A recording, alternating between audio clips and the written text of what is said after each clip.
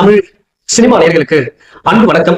Welcome to MT try. இந்த ஷோல காஃபீர் அப்படிங்கிற இந்தி திரைப்படத்தினுடைய ரிவ்யூ தான் நம்ம பார்க்க போறோம். இந்த படம் ஜி5 ஓடிடில தமிழ் டப்பிங்கோட அவைலபிளா இருக்கு. தியா மிசாரா, மோஹித் ரைனா மற்றும் பல நட்சத்திர பட்டாளர்கள் இந்த படத்தில் நடிச்சிருக்காங்க. உண்மை சம்பவத்தை மையமா வச்சு இந்த படத்தை எடுத்திருக்காங்க. பாகிஸ்தான்ல இருந்து தெரியாம இந்தியாக்குள்ள வர ஒரு பெண் சில வருடங்கள் சிறையில் அடைக்கப்படுறாங்க. அவங்க எப்படி காப்பாற்றப்படுறாங்க அப்படிங்கிற தீமில் அமைக்கப்பட்ட கதை. தியா மிசாரா வந்து பாத்தீங்கன்னா 7 வருடங்கள் இந்திய சிறைக்குள்ள இருக்காங்க. இவங்க ஒரு பெண் குழந்தை இருக்கு. இவங்களை பத்தி ஒரு வீடியோ கவரேஜ் இருக்கிறதுக்காக வரக்கூடிய நபர் தான் ஜேர்னலிஸ்ட் மோஹித் ரைனா. இவரு ஒரு ஜேர்னலிஸ்ட் அண்ட் லாயரா இருக்காரு. தியா மிசாரா பத்தி உண்மை சம்பவத்தை தெரிஞ்சதுக்கு அப்புறம் மிகப்பெரிய ஷாக் ஆகுறாரு. அதாவது இவங்க தற்கொலை பண்ணிக்கிறதுக்காக பாகிஸ்தான்ல ஒரு ஆற்றுல ரிவர்ல குதிக்கிறாங்க. அப்படி குதிச்சதுக்கு பிறகு அந்த ரிவர் வழியா எப்படியோ தெரியாம இந்தியாக்குள்ள வந்துறாங்க. அப்ப வந்து இந்திய போலீஸ் வந்து அவங்க சிறையில் அடைக்கிறாங்க. இவங்க உண்மையான மிலிட்டன்ட் இல்ல அப்படிங்கிற மாதிரி தெரிய வருது.